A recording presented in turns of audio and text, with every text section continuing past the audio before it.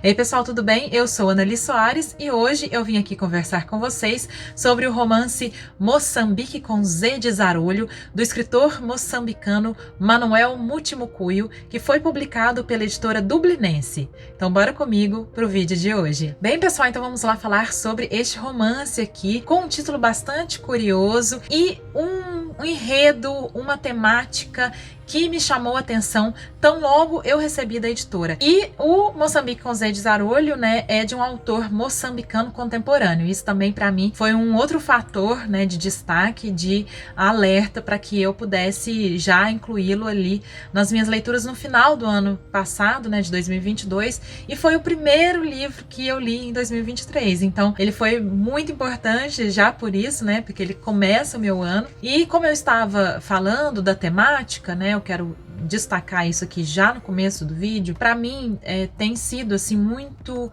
interessante, importante pensar na língua, né, e a importância da língua na nossa vida. De certa maneira isso faz parte, né, da nossa própria humanidade. Eu tenho pensado muito sobre este tema, né, nos últimos tempos. É claro que para além assim da minha existência e de como que eu me relaciono, né, com a língua portuguesa e outras que eu fui aprendendo, né, ao longo da vida, mas eu também tenho visto, né, e refletido do uso da língua como um instrumento, né, de poder e instrumento, inclusive, de diferenciação, né, social e de classe, né. Isso é altamente assim, visível, né, na nossa sociedade. E eu achei interessante exatamente porque o autor se propõe a colocar a questão do português, né, no seu país, que é Moçambique, e de como que seria, né, se de repente o país decidisse, né, por ordem de lei, né, num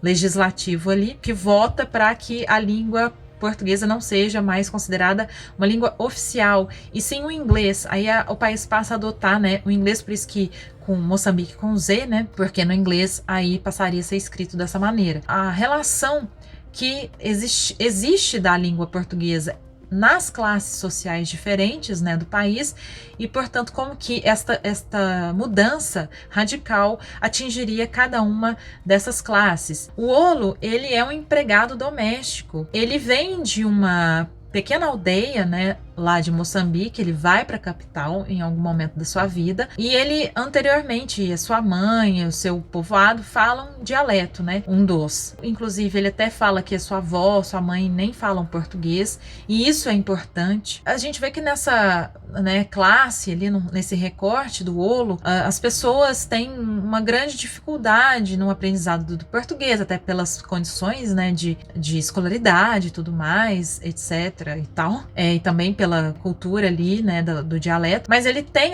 esse sonho, né, de aprender português, especificamente esse sonho que é nutrido pela relação que ele tem com o Jazi, que eu acho que é assim que se diz, que é um político. O Jazi, ele é um deputado no seu país, e a família dele, né, ele tem a esposa, os filhos, e a relação do Olo com essa família e com a ideia de poder que o Olo de maneira, não sei se tão consciente, mas como ele transmite, né, essa ideia de poder do Jazi para a própria língua. Então ele entra no colégio ali na cidade, ele vai estudar, e a sua matéria predileta é o português, exatamente porque ele valoriza, né, o aprendizado dele do bom português, entre aspas, para que ele possa talvez se inserir melhor socialmente e ascender socialmente. Esse é o grande sonho do Olo. Então, por isso, o livro nos permite essa reflexão que eu estava, né, falando antes, sobre o uso da língua como instrumento de poder. O preconceito linguístico, né, que é algo interessante da gente destacar aqui, como algumas pessoas ainda continuam elitizando, né, a sua relação com a língua, exigindo de certas pessoas que não têm acesso, né, a língua normativa, né, a gramática do português, etc.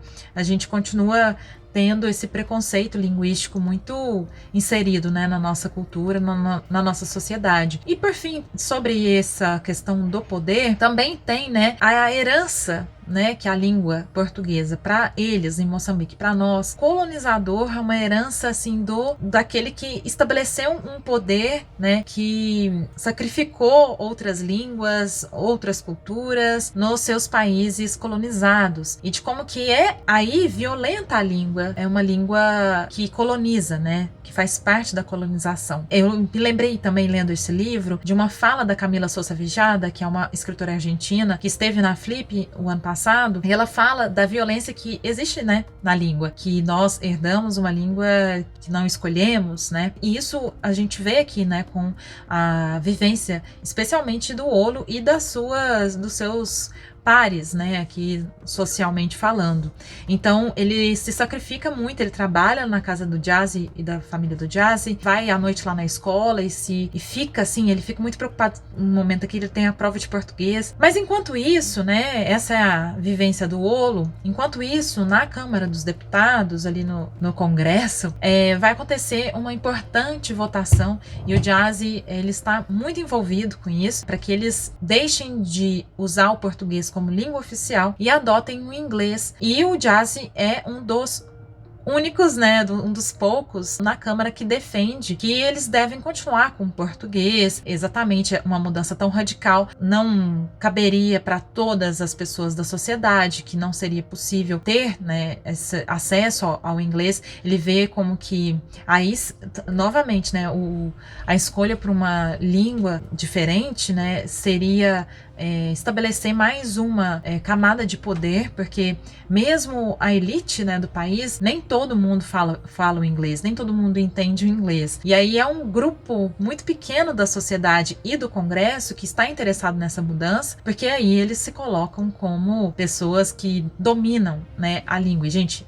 sem a língua, como eu falei anteriormente, como que se vive em sociedade, né? Assim, é básico. Então, o Jazzy está muito tenso com essa votação. A gente acompanha ali, né, no começo do romance, a tensão dele, de como ele vai se preparando para defender a continuação do português. Mas acontece que é isso, ele é um dos poucos ali que acabam defendendo isso e perde, né, na votação. Então o país adota o inglês a partir daquele dia. E é interessante porque o autor levanta, né, como que isso se daria na sociedade. Primeiro, por exemplo, pela própria dificuldade do Jazzy, de outros congressistas e pessoas da elite e da imprensa. Isso eu achei muito legal. Saem notícias na imprensa, nos jornais principais do país e outros, e tudo em português, né? E assim, a partir de amanhã, a língua portuguesa não será mais a língua oficial de Moçambique, será o inglês.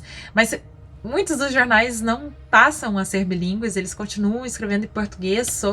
Então, tem essa dificuldade, né, porque é algo tão arraigado já, de certa maneira, mesmo que não para todo mundo, lembrando. E é irônico, né, porque essa camada, assim, essa elite que domina, né, a informação, que domina, assim, um poder político, mesmo ela sofre de maneira a se adaptar a isso, né. Mas também tem muita, né, dentro disso tem muitas coisas de interesse. Então o Jazzy vê o seu filho mais velho, por exemplo, que é um menino que não estuda, que não tá nem aí pra nada, que é um largado, ele tinha conseguido uma bolsa de estudo em Portugal, que aí é uma grande coisa importante, né? O pessoal que sai de lá e vai estudar em Portugal e que volta pro país com experiência em escolas e empresas de Portugal e arruma um emprego muito mais fácil. Mas que valor que tem essa viagem, esse intercâmbio do filho para Portugal, num país que já não vai falar mais português? Então ele fica desesperado. Então ele tenta, com o poder que ele tem, né, político, conseguir conversar com embaixadores de países cuja língua oficial é o inglês, como o Quênia. Então tem as questões ali de interesse, né, desta classe. Enquanto isso, né, para o Olo, testemunhando, né, essa importante mudança no seu país e inclusive não entendendo de todo o que está acontecendo. Um dia ele chega para fazer a prova lá de português e a professora de português simplesmente não aplica a prova, porque ela fala: eu não vou fazer vocês perderem mais seu tempo, vocês precisam estudar inglês, o português não vale mais nada para esse país, e meu trabalho aqui acabou. Vários impactos para essa escola, porque os professores, poucos deles falam inglês para passarem a ensinar suas disciplinas em inglês, porque tem poucos professores, a escola tem que diminuir o número de salas, restringir o número de vagas. Muitas pessoas vão sofrer isso. Os critérios de seleção, né, da escola são apresentados em um momento pelo diretor. O Olo custa para entender, né? Assim, o que a gente vê é que essa massa, assim, até não entende o que está sendo, todas as consequências possíveis, mas eles obviamente sentem no corpo e nas suas próprias vidas, né, as dificuldades, enfim.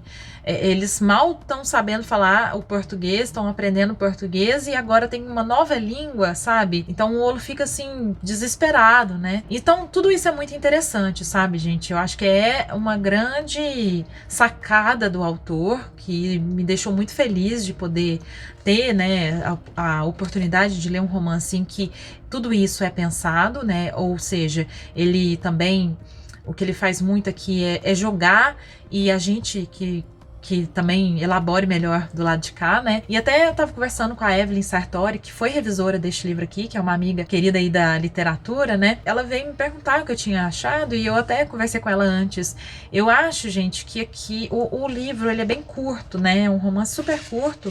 Ele tem 125 páginas e ele é um romancezinho assim, né? A edição é menor. Então, é um romance que ele não aprofunda, sabe, em algumas coisas aqui que eu gostaria de ver mais. Claro, a gente exige isso às vezes do autor, e não necessariamente esta é uma crítica que vale alguma coisa, porque é a minha experiência. Mas eu senti falta, assim, sabe, de ele explorar um pouco mais essas consequências, né, de algo tão importante. Talvez trabalhar um pouco mais no narrador, né, nessa voz narrativa que aparece, as consequências para o Olo mais aprofundadas, mais elaboradas. É claro que existe um trabalho aqui de não aprofundar no Olo, porque ele realmente não está entendendo, né? Então a gente acompanha um pouco essa falta de entendimento por isso, né? Porque a gente elabora as coisas pela língua, pela linguagem, e aí ele tem muita dificuldade, mas aí na voz narrativa eu acho que dava para trabalhar um pouco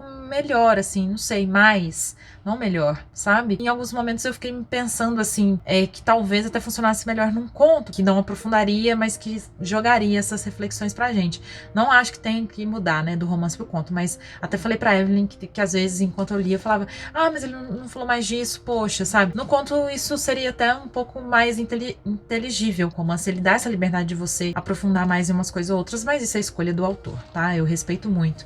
Outra coisa que eu não gostei muito foi o final do livro, e gente, é muito raro eu falar isso. Eu detesto isso, até porque eu acho que o autor, ele chega, né, naquele final que foi o melhor final possível que ele encontrou para sua história, mas eu devo dizer que eu não gostei ali. Eu não vou especificar, né, para não contar o final para vocês, mas, assim, o Olo, ele tem um momento que ele tá voltando para casa e tal, ele, coitado, muito atingido por tudo aquilo, acontecem coisas muito difíceis na vida dele por causa exatamente de todas essas mudanças, e aí tem uma dinâmica dele com uma empregada doméstica que ele tem, né? Ele é um empregado doméstico que tem uma empregada doméstica, ele se orgulha muito disso. E aí eu acho legal, porque até o autor, assim, tem a ideia de explorar, né, isso, de como o explorado explora, e das hierarquias também dentro desta camada social do homem e da mulher, né? Só que ele não tá bem, aí tem um acontecimento ali que a menina se assusta, né, com o que tá acontecendo, aí ela grita e as pessoas começam a atacar o Olo por um motivo, assim, que é uma temática outra, assim, dentro do romance, e que não é bem trabalhada, né, pelo autor, e eu acho que isso talvez pudesse continuar, mas aí sim eu acho que ele tinha que ter trabalhado melhor, sabe, aprofundado mais, escrito um pouco mais ali sobre isso, assim, sabe? Mas, enfim, não deixou de ser uma leitura interessante, uma leitura que me fez pensar bastante, né? Então, é isso, gente. Essa foi a minha resenha, né, de hoje e minha dica de leitura também para vocês conhecerem aí, né, um escritor moçambicano contemporâneo. Aqui na quarta capa, eles até colocam um trecho do Mia Couto, que é um autor que eu gosto muito, né, também de Moçambique, e que fala, né, que o Manuel é sem dúvida uma das importantes vozes da nova geração de escritores do país, né? E esse aqui é o segundo livro do autor. Então, é isso, espero que vocês tenham gostado. Me digam aí o que vocês acharam, se te interessa esse tipo de temática, o que você pensa sobre isso. E, por favor, não se esqueça de deixar aquele joinha, que é muito importante para o canal. Eu vejo vocês no próximo vídeo. Um beijo grande e até!